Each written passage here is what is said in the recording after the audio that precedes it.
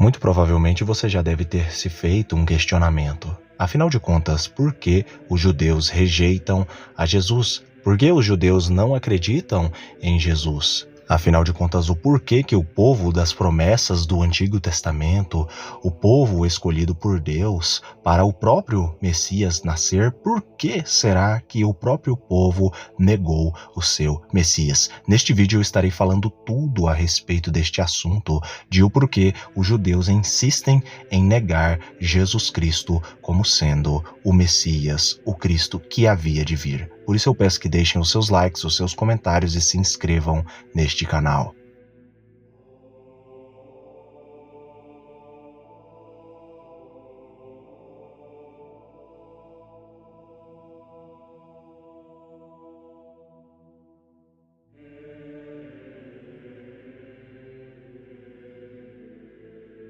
Um dos questionamentos que eu mais recebo é a respeito de o porquê os judeus eles negam e rejeitam a Jesus Cristo, sendo que o próprio Jesus é o Messias. A verdade é que os judeus eles esperam o Messias até os dias de hoje, sendo que os profetas, o Antigo Testamento é muito, mas muito claro de quem é o Messias, e este é Jesus Cristo, o Nazareno. Apesar da maioria do povo judeu não acreditar em Jesus e o rejeitá-lo como sendo o Messias, existem muitos judeus que ainda assim acreditam em Jesus. No caso, estes judeus são os judeus messiânicos e os judeus nazarenos. Estas duas comunidades judaico-cristãs acreditam em Jesus como sendo o Messias. As outras ramificações religiosas judaicas, como os judeus ortodoxos, entre várias outras classificações judaicas, aí para linhas de pensamento judaicos, descartam aí Jesus, e muitos deles inclusive colocam Jesus como sendo um falso profeta. Entre os próprios judeus e os pensamentos judaicos, muitos deles acreditam que Jesus, na verdade, era filho de um romano, que Maria, no caso, teria se relacionado, se deitado com um soldado romano, e no caso, tiveram Jesus, e Jesus, no caso, era meio judeu e meio romano. Esse é um dos pensamentos judaicos mais populares entre os judeus, a respeito de Jesus Cristo.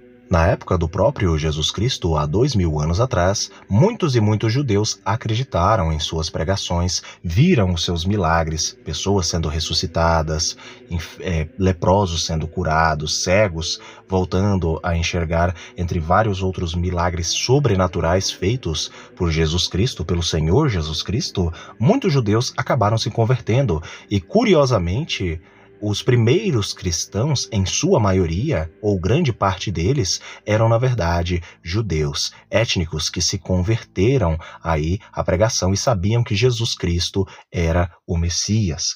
Por incrível que pareça, até mesmo os 3.000 convertidos em Atos capítulo 2, ali com as pregações de Pedro, os 3.000, todos eles eram judeus. Pedro era judeu, o próprio apóstolo Paulo era judeu, um perseguidor que se tornou perseguido. A grande maioria dos discípulos e dos apóstolos eram todos de origem judaica, e as origens do cristianismo primitivo têm suas raízes entre judeus. Mas agora, explicando a respeito do porquê os judeus não acreditam em Jesus Cristo, em hebraico Yehoshua, em aramaico Yeshu ou Yeshua.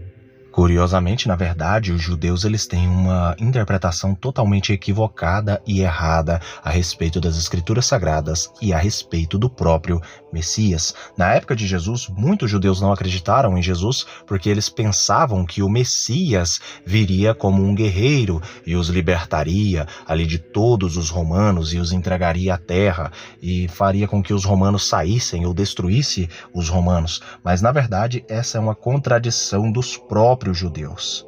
Até porque os profetas e o Antigo Testamento deixaram muito claro que o Messias ele viria, que ele seria rejeitado e que ele ressuscitaria. Nós podemos ver isso no Salmo capítulo 22, onde eles transpassariam as mãos, os ossos do Messias seriam quebrados. O próprio profeta Daniel ele chega a falar quando isso aconteceria, quando aconteceria todos os fatos envolventes ao Messias. O sábio entende desde a saída da ordem para restaurar e para edificar Jerusalém. Essa saída da ordem, ela está descrita em Esdras, no capítulo 1 ao capítulo 3. Até o Messias são 7 semanas, e 7 semanas se lê 7 anos, e 62 semanas, que é correspondente a 483 anos. As ruas, os muros se reedificariam em tempos angustiosos, e depois das 62 semanas de anos, o Messias seria cortado, ou seja, o Messias morreria, mas não para si mesmo. E o povo do príncipe que há de vir, este povo aqui do príncipe que há de vir são os romanos, né? O príncipe que há de vir é o anticristo, isso no futuro. Os romanos destruiriam a cidade e o santuário, e isso aconteceu tudo no ano 70 depois de Cristo.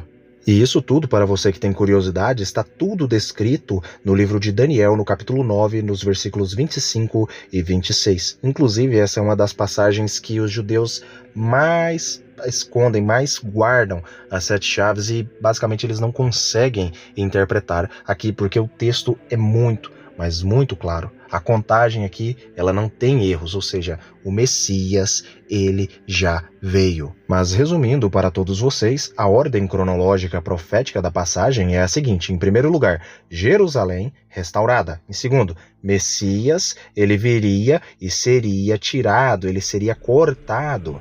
Repare que Jerusalém é restaurada e o templo, eles são destruídos. Isso é uma coisa que já aconteceu, ou que já aconteceram. Mas repare que Daniel, ele diz que no meio de uma coisa e outra é dito que o Messias apareceria, que ele viria, mas que ele seria cortado. Afinal de contas, quem é o Messias?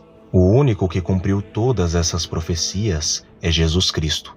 Ou seja, por que os judeus não acreditam e rejeitam a Jesus Cristo? A resposta é simples: porque eles interpretam os próprios textos bíblicos, os próprios textos sagrados, erroneamente. Erroneamente, eles esperam a chegada de um Messias que já veio há 2000 anos atrás. Agora o que lhes resta é esperar a volta do Messias que já veio há 2000 anos atrás. Outra pergunta que eu também recebo é sobre a questão da salvação dos judeus. Se eles rejeitam o Messias, como então poderão ser salvos? E para responder esta grande dúvida, se os judeus serão salvos, nós precisamos ler os capítulos 9, 10 e 11 do livro de Romanos. Lembrando que quem aqui escreve é um judeu, o próprio apóstolo Paulo. Romanos capítulo 9, o lamento de Paulo por Israel e os israelitas. Digo a verdade em Cristo, não falo em verdades. Minha consciência o confirma no Espírito Santo, que tenho grande tristeza e incessante dor no meu coração, porquanto eu mesmo desejaria ser amaldiçoado e separado de Cristo por amor de meus irmãos, que são os meus parentes segundo a carne, os quais são israelitas, que são judeus, de quem são a adoção, a glória, as alianças, a promulgação da lei, o culto e as promessas. De quem são os patriarcas, e a partir deles é traçada a linhagem humana de Jesus Cristo, que é Deus, acima de tudo e de todos. Seja ele louvado para sempre. Amém.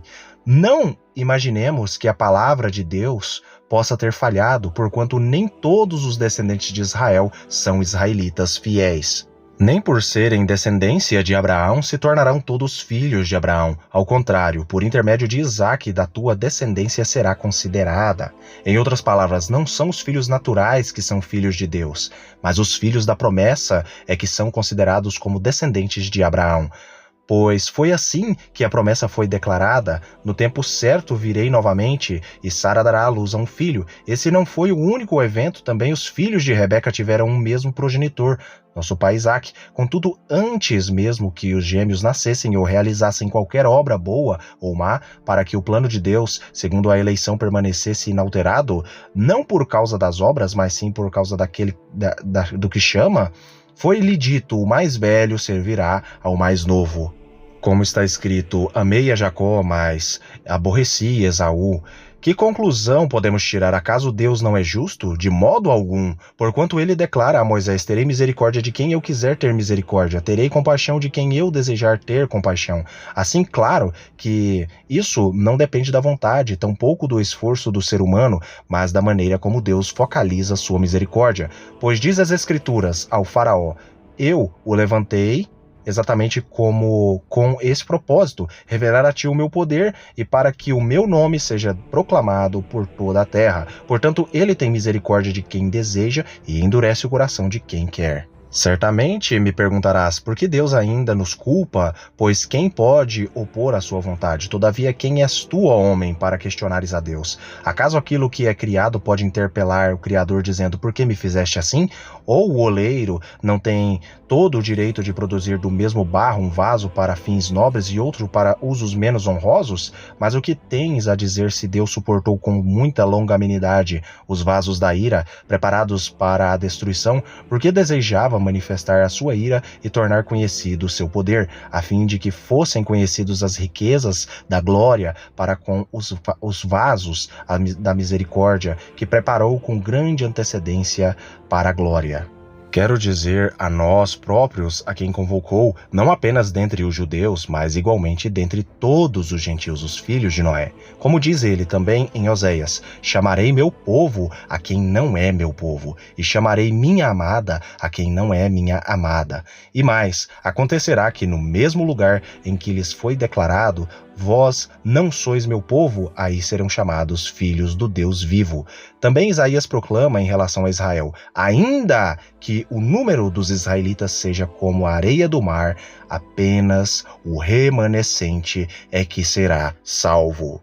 Porquanto o Senhor executará sobre a terra a sua sentença rápida e de uma vez por todas. E como dissera aí o próprio profeta Isaías anteriormente, se o Senhor dos exércitos não vos tivesse deixado descendentes, já estaríamos como Sodoma e Gomorra, destruídos. A que conclusão chegamos? Os gentios que não procuravam justiça receberam uma justiça que vem pela fé. Entretanto, Israel, que buscava uma lei que trouxesse justiça, não a alcançou. E por que não? Porque não a buscava pela fé, mas como que por meio das obras eles tropeçaram na pedra de tropeço. Como está escrito, eis que ponho em Sião uma pedra de tropeço e uma rocha de escândalo, mas aquele que nela confia jamais será envergonhado. Capítulo 10. Caros irmãos, o desejo do meu coração e a minha oração a Deus em favor dos filhos dos israelitas é que eles sejam salvos, porquanto sou testemunha quanto ao zelo que eles devotam a Deus. Contudo, seu zelo não tem como base o real conhecimento, pois não reconhecendo a justiça que vem de Deus e buscando estabelecer a sua própria, não se submeteram à justiça de Deus, porque o fim da lei é Cristo, para a justificação de todo o que crê. Ora, Moisés ensina desta maneira sobre a justiça que vem da lei. O homem que pratica a justiça proveniente da lei viverá por meio dela. Todavia, a justiça que vem da fé declara, não digas em teu coração quem subirá aos céus, isto é, para trazer do alto a Cristo, ou ainda quem descerá ao abismo, isto é, para fazer Cristo subir dentre os mortos. Mas o que ela diz? A palavra está bem próxima de ti, da tua boca e no teu coração, ou seja, a tua palavra da fé que estamos pregando. Se com a tua boca confessares que Jesus é Senhor e creres em teu coração que Deus o ressuscitou dentre os mortos, serás salvo, porque o coração se crê para a justiça e com a boca se faz confissão para a salvação. Conforme diz a Escritura, todo o que nele crê jamais será decepcionado. Portanto, não há distinção entre judeus e gentios, pois o mesmo Senhor é Senhor de todos e abençoa ricamente todos os que o invocam. Porque todo aquele que invocar o nome do Senhor será salvo. No entanto, como invocarão aquele a quem não creram? E como crerão naquele a quem nada ouviram falar? E como ouvirão se não há quem vos pregue? E como pregarão se não forem enviados? Como está escrito, como são maravilhosos os pés dos que anunciam as boas novas. Mesmo assim, nem todos os israelitas aceitarão o evangelho, porquanto declarou Isaías: Senhor, quem acreditou em nossa mensagem? Como consequência, a fé vem pelo ouvir as boas novas, e as boas novas vêm da palavra de Cristo. Mas, então, indago, será que não ouviram? Evidente que sim, ouviram. Por toda a terra sua voz ecoou, e as suas palavras até os confins do mundo. Ora, questiono outra vez, será que o Israel não compreendeu a mensagem? Em primeiro lugar, Moisés proclamou: farei que tenham ciúmes de quem não é meu povo, e eu vos provocarei a ira por meio de um povo sem entendimento. E Isaías declarou com toda a ousadia: fui achado por aqueles que não me procuravam, revelei-me àqueles que não perguntavam por mim. Quanto a Israel, no entanto, afirmou: o tempo todo estendi as mãos a um povo desobediente e rebelde. Romanos capítulo 11. Indago, portanto, acaso Deus rejeitou o seu povo, o povo judeu? De forma nenhuma. Ora, eu mesmo sou israelita, eu, Paulo, sou israelita, descendente de Abraão, da tribo de Benjamim. Deus não desprezou o seu povo, o qual de antemão conheceu. Ou não sabeis o que a Escritura diz sobre Elias, como ele clamou a Deus contra Israel, segundo afirma as Escrituras: Senhor, assassinaram os teus profetas e destruíram os teus altares. Somente eu permaneci, e agora procuram matar-me também.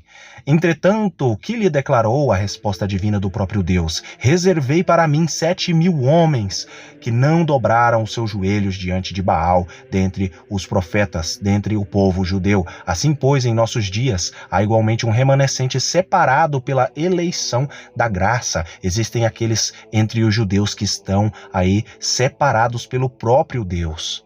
Porquanto, se é pela graça, já não é mais pelas obras. Caso fosse, a graça deixaria de ser graça. A que conclusão chegar? Israel não conseguiu a bênção pela qual tanto buscava, mas os eleitos a receberam. Os demais foram endurecidos. Como está escrito: Deus lhes deu um espírito de entorpecimento, olhos para não enxergar e ouvidos para não escutar, até o presente dia. E Davi afirma que a mesa deles se transforme em um laço e armadilha, pedra de tropeço, em retribuição para eles. Escurecem-se os seus olhos para que não consigam ver as suas costas, fiquem encurvados para sempre. Uma vez mais pergunto: acaso tropeçaram para que ficassem prostrados sobre a terra? De forma alguma. Antes, pela tua transgressão veio a salvação para os gentios, para provocar ciúme em Israel. Contudo, a transgressão deles constitui-se em riqueza para o mundo, e o insucesso fortuna para os gentios. Quanto mais significaria a sua plenitude? Agora estou falando a vós, gentios, considerando que sou apóstolo dos gentios, exalto o meu ministério, na expectativa de que alguma forma possa instigar ciúme entre os meus compatriotas, a fim de que eles também sejam salvos, os judeus. Ou seja, os judeus serão salvos? A resposta para isso, sim. Deus tem separado dentre os judeus aqueles que serão salvos, e no final dos tempos eles também crerão em Jesus Cristo. Curiosamente, nós já temos judeus, comunidades judaicas que acreditam e aceitam Jesus Cristo, como os judeus nazarenos e os judeus messiânicos. Agradeço a todos que assistiram o vídeo até o presente momento. Fiquem todos com Elohim e até o próximo vídeo do canal Mistérios de Elohim.